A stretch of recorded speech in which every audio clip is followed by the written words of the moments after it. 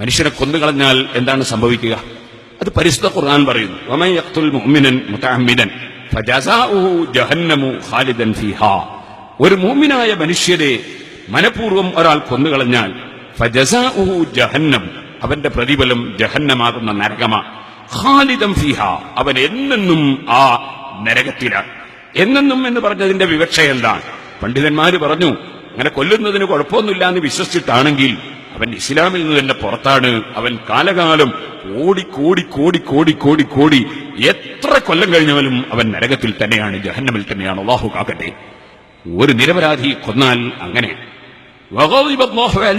അല്ലാഹു അവനോട് കോപമുള്ളവനാ, വലാനഹു അല്ലാഹു അവനെ ശപിച്ചവനും ആണ്. വഅഅദ്ദ ലഹു അദാബൻ അദീമാ, വെറും നരകത്തിൽ കടക്കൽ മാത്രമല്ല, വളരെ ഗൗരവമുള്ള ശിക്ഷ അല്ലാഹു തആല മനുഷ്യനെ കൊല്ലുന്നവർക്ക്, കൊലയാളികൾക്ക് അല്ലാഹു തആല തയ്യാർ ചെയ്ത് വെച്ചിട്ടുണ്ട് എന്ന് സൂറത്തുൻ നിസായിൽ അല്ലാഹു തആല പഠിപ്പിക്കുകയാണ്.